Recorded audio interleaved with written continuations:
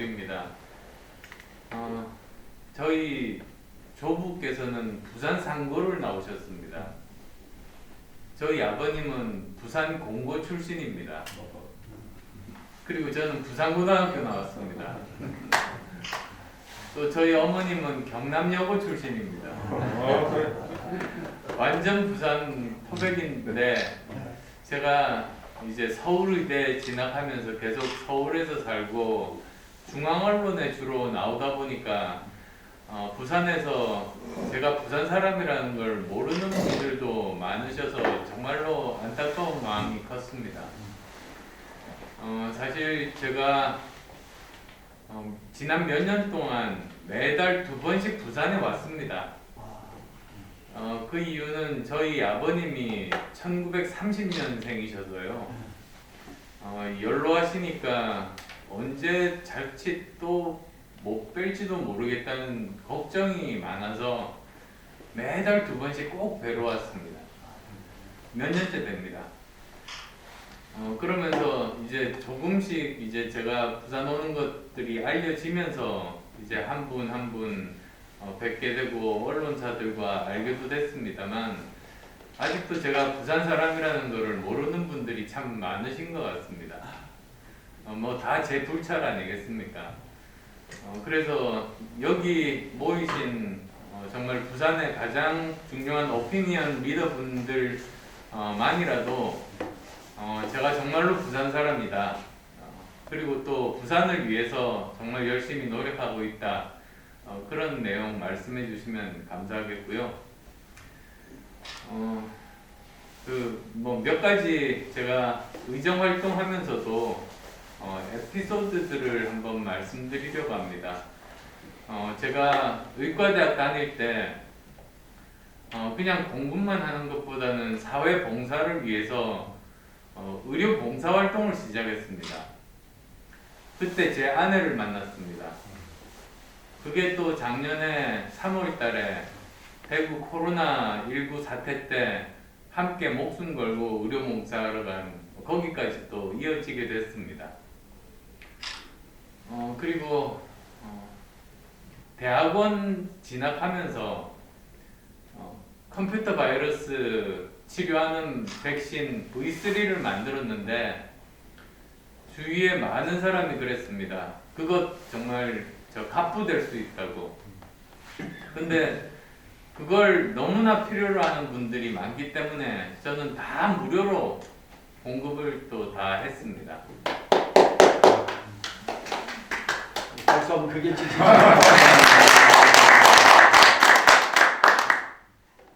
그리고 또 제가 대학 교수로 학생 가르칠 때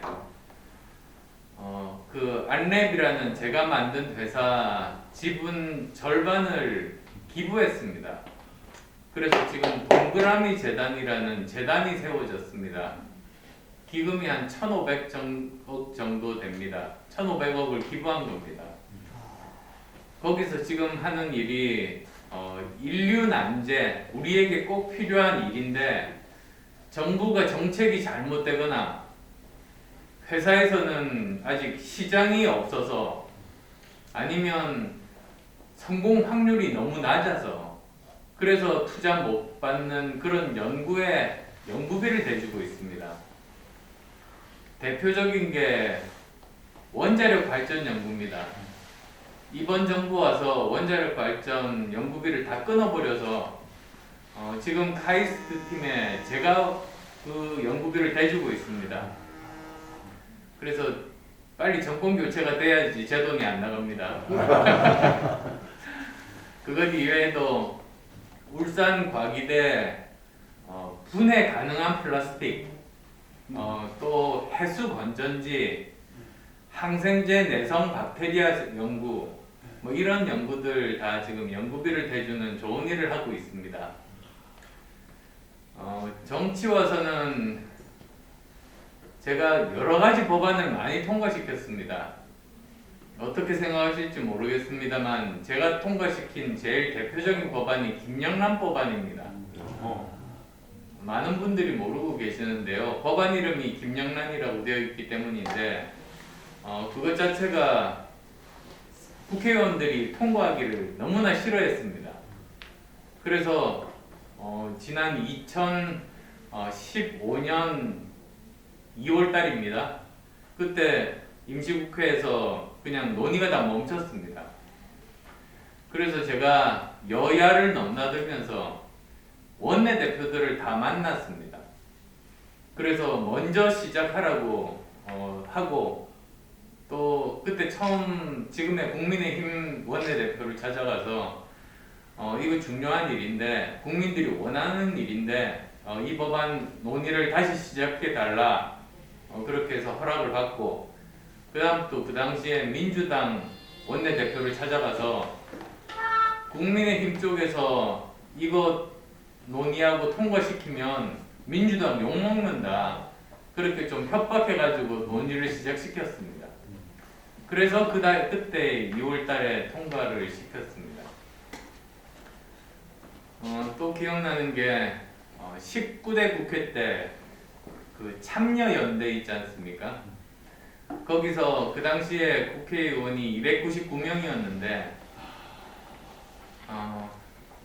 특활비, 그러니까 국정원에서 영수증 없이 무조건 쓸 수 있는 돈, 특활비입니다. 그걸 받은 국회의원 명단을 공개를 한 겁니다. 지금도 인터넷 찾아보시면 나옵니다.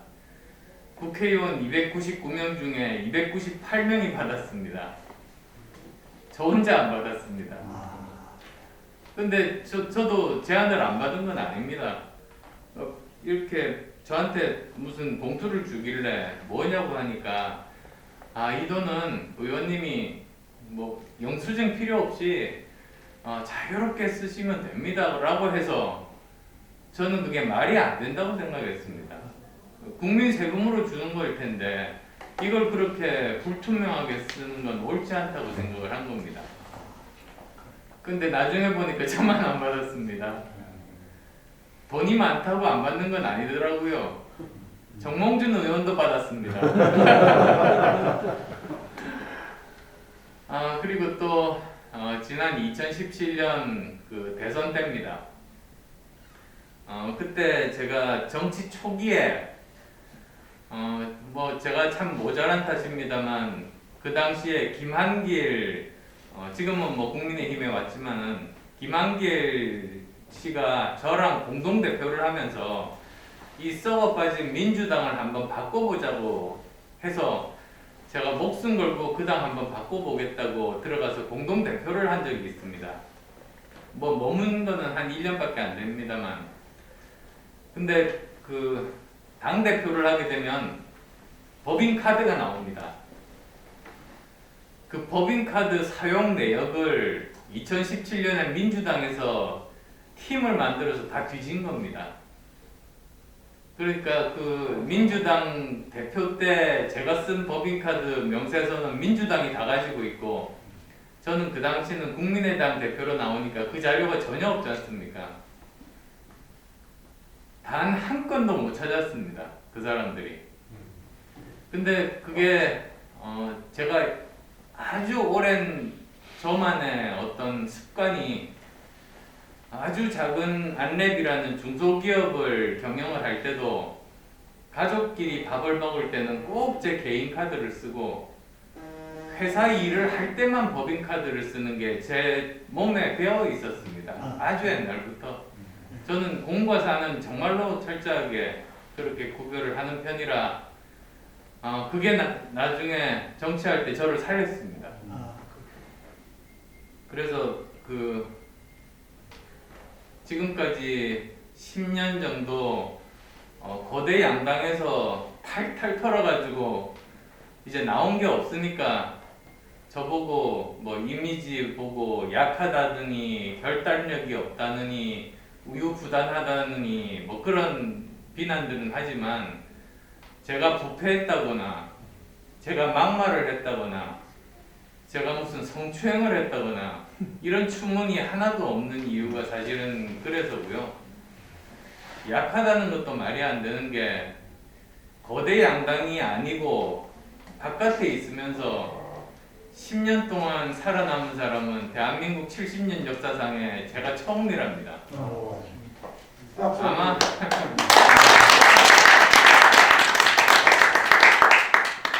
아마 지금 뭐 그 자기가 정치력 높다고 주장하는 사람이라고 해도 저처럼 바깥에 나와가지고 큰 당의 보호막에서 나와서 저랑 한번 대결해보면 그 사람 몇 달 못 살아남을 겁니다.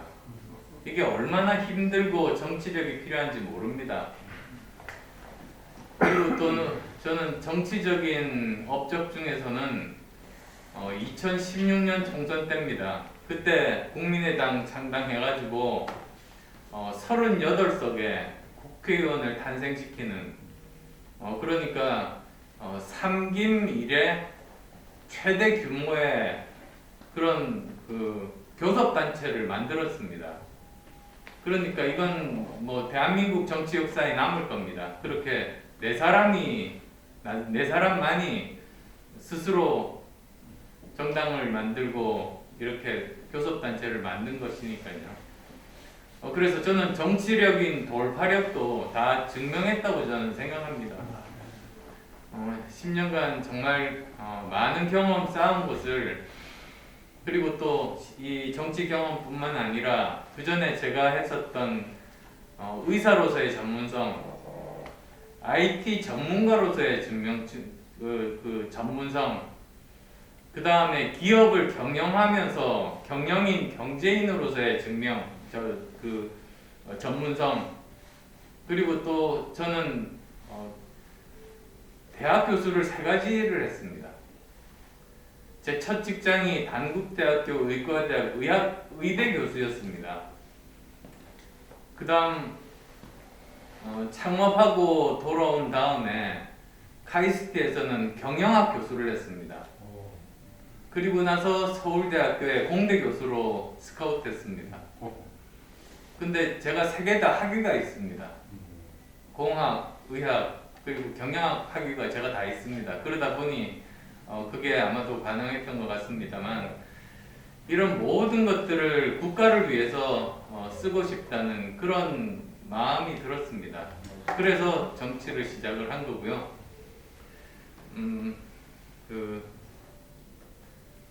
마지막으로 한 가지만 더 좀 말씀드리고 싶은 것이 저는 가톨릭입니다.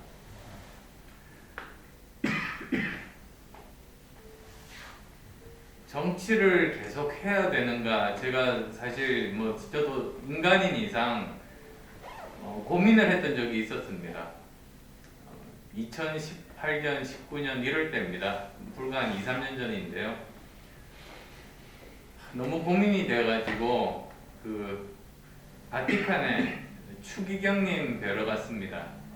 그 턱슨 추기경이라고 아프리카 가나에서 오신 분인데요. 그분하고 이렇게 소개로 연을 맺어서 제 고민을 이야기를 하니까 이분이 소책자를 주시더라고요. 근데 책자가 뭐냐 하면 프란치스코 교황님이 그 쓰신 그 1월 1일 날 신년사였습니다. 근데 뭐 어떤 분이 말하는 것이 중요한 것은 아니라고 생각하고요. 거기에 정치에 대해서 나와 있었습니다. 그러니까 저 신부님이나 목사님이 강론하실 때 보통 정치에 대해서 말씀하시는 거는 좀 힘들지 않습니까? 근데 직접적으로 정치에 대해서 말씀을 하신 겁니다. 거기에 영어로 이렇게 되어 있었습니다. The politics is the sincerest form of charity. 그러니까 정치란 가장 진실한 형태의 자선이다. 저는 그 말을 들으면서 이제 제 머릿속에 떠오르는 생각이 뭐 세상에 아무것도 부러울 것 없는 정말 그런 사람이 이웃의 고통을 외면하지 못하고 그 진흙볼 빠친 그 정치에 뛰어들어서 온몸을 다 그냥 진흙탕 투성이가 되고 모욕당하고 조롱받으면서도 자기의 그 재능을 우리 전체를 위해서, 그리고 어려운 사람을 위해서 정말 순수한 마음으로 봉사하고 자선하고 공헌하는 것, 그게 정치구나라는 깨달음을 얻었습니다. 사실 그게 또 다시 이렇게 시작할 수 있게 한 그런 계기가 됐습니다. 그래서 저는 자신 있게 말씀드리는 것이, 제가 정치를 한다고 무슨 돈을 벌겠습니까? 그 당시에 높았던 명예를 뭘 더 높이겠습니까? 또 제가 국회의원 할 때는 권력을 휘두르는 것보다는 오히려 권력을 일하는 도구로 사용했지, 무슨 권력을 휘두른 적도 한 번도 없습니다. 그래서 저는 사실은 이게 정말 순전히 제가 지금까지 받은 만큼 우리 사회를 위해서 봉사한다, 우리 아이들을 정말 잘 살기 위한 그런 나라를 만들기 위함이다, 그런 생각은 변함이 없습니다. 그래서 저를 좋아하시는 분들이 안타까워서 이런 말씀 하시더라고요. 그냥 정치하지 말고 존경받고 살지, 왜 그러셨냐고 그러시면, 그러면 제가 그때 말씀드리죠. 그러면 저는 편하게 안락하게 존경받으면서, 그렇지만 이웃의 고통은 외면하면서 그렇게 사는 게 좋은 삶인가요? 그런 말을 못 하시더라고요. 예, 이상입니다. 감사합니다. 우리 후보님 말씀하셨는데 시간이 많지가 않습니다. 그래서 이렇게 가까이서 만나기가 쉽지가 않으니까 꼭 공통적인 거나 개인적인 거나 이것들 몇 가지 한번 질문을 받아보도록 네. 하겠습니다. 자,